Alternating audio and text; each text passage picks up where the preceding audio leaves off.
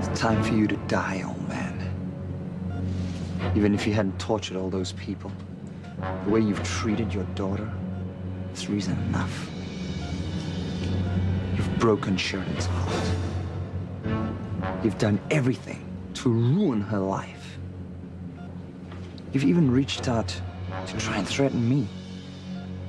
And I can't have that. So it's time for you to go.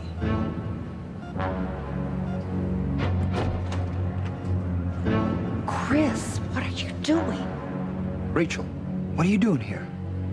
I'm here for the same reason you are. I want Alistair dead. Saying you came here to kill Alistair? I wish. I want him dead, like most of the people in this town do. But now is not the time.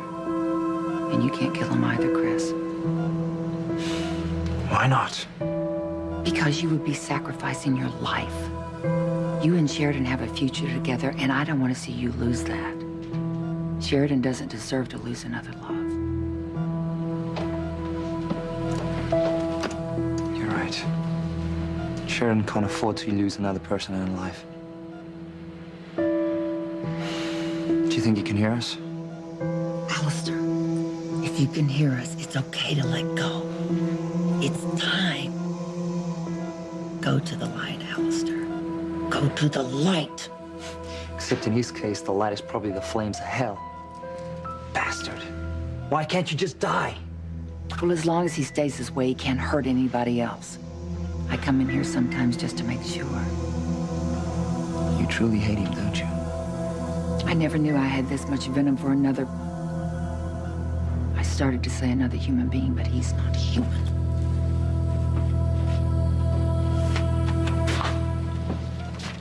Rachel, how did you ever become involved with him? Weren't you supposed to marry him? Yes. I was very young and very innocent. And in the beginning, he was wonderful. He was rich and powerful, even charming. His generosity was amazing. He was so romantic. Just made my head spin. What happened? Why didn't you marry him? I woke up. I was living in a fantasy, a romantic dream. And it finally turned into a horrendous nightmare. Rachel, I haven't known you for very long, but I find it hard to believe that you even considered marrying a monster like Alistair. How did that happen?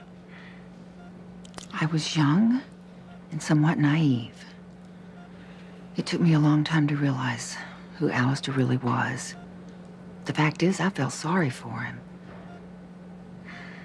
He was so needy, as though he had been deprived of love as a child.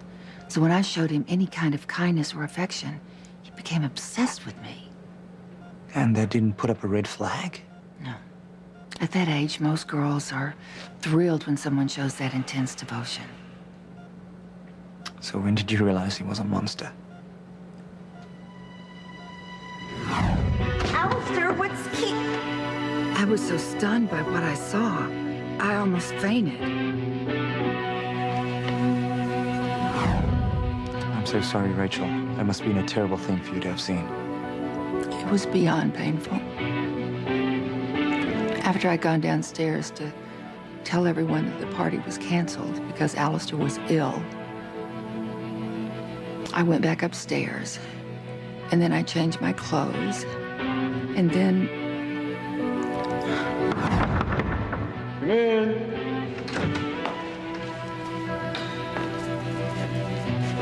I sent everyone home, and now I'm leaving. Leaving? To go where? Anywhere away from you. I'm not gonna marry you, Alistair. Don't be ridiculous. Of course you are. Don't you be ridiculous. What's come over you? I don't even know who you are. And I obviously cannot live the kind of life that you want me to. You will never be allowed to leave me. Never. The next thing I knew, Alistair's goons were there, locking me up. Welcome to your new home.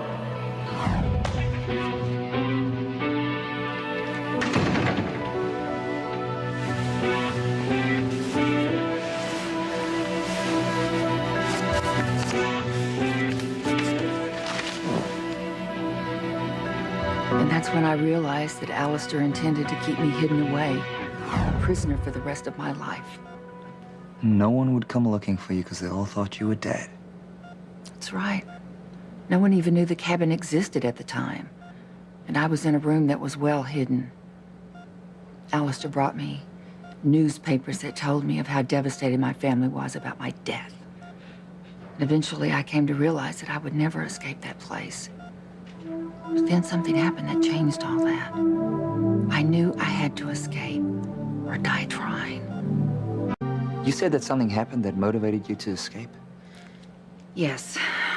Alistair had delivered a newspaper to me announcing his marriage to Catherine.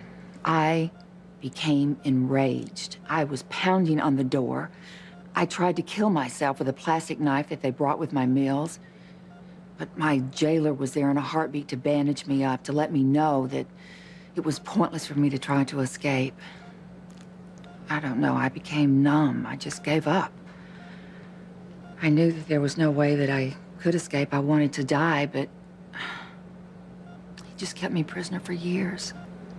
And no one tried to help you? Most of the time, the only person I saw was Otto. Now, Otto's the guy that Sheridan thinks is helping keep Beth and Marty hidden. Yes, Otto was blindly devoted to Alistair. But there was another person, a cleaning woman. Sometimes Otto would let her clean my room without supervision. And she let me know that Catherine was suffering from Alistair's brutality. I was so enraged. I wanted to help Catherine. So I begged the cleaning woman to help me. And finally she did. She gave something to Otto to make him sleep. And then she left my door unlocked. And I was able to run away. Good God. Whatever happened to her, the cleaning woman? She was found dead soon after that. They said it was a heart attack. Alistair had her killed. I know he did, but I can't prove it. So what happened to you after you escaped? I went to the mansion and confronted Alistair. I had a knife. I was going to kill him. But then Sheridan, who was just a little girl at the time, she came in and she didn't know me, but she just knew that I was going to hurt her father. So she grabbed a letter opener and she attacked me. She just wounded me a little bit, but Alistair was able to convince her that she had actually killed me, only he made her believe that she had killed Catherine, her real mother. So up until the time that Catherine reappeared, Sheridan actually believed that she'd killed her own mother? Yes, and once that lie was exposed, he had to come up with another one, so he made her believe that she had killed me. Well, how did he handle you that night? Well, after Sheridan attacked me and he had the servants take her away, he had me drugged. When I woke up, I was in some prison by a sea. I never was sure where I was, really. Chris, that reminds me of something important. I might know something about where Marty's being held. Well, what is it? Every time Alistair would come to me to taunt me, to drive me crazy, I would scream at him about how much I hated him. He would always smile and he would say the word Kamakeke. Kamakeke? Yes, Kamakeke. That's the key, the word. I've got to get to Sheridan. But what does it mean? Just get me to Sheridan. Okay. What is it, Aunt Rachel? What have you remembered? I was telling Chris that when I was held hostage, I would tell Alistair all the time how much I hated him. And he would tell me that he could send me anywhere in the world, but I would never be out of his reach. And he would always say Kamakeke. Come on, KK, what does that mean? I don't know, but it could be a place. It might be the place where Alistair's hidden Beth and Marty. Father loves intrigue, so it could lead us to something. Oh, Chris, this could be it. We're getting closer to Marty. I can feel it. I just have to be a match for this Kamakeke and let it lead me to my son. Kamakeke. The Crane database must be huge. It is. But if there's a person or a place with such a name, it'll be in here somewhere. It's found something. What is that? What's that number? Wait a minute. I think that's a coordinate. I think that number's a key to a location. You're right. And it's got to do with a place called Kamakeke. Which is where Marty is. It's gotta be. We're gonna find my son.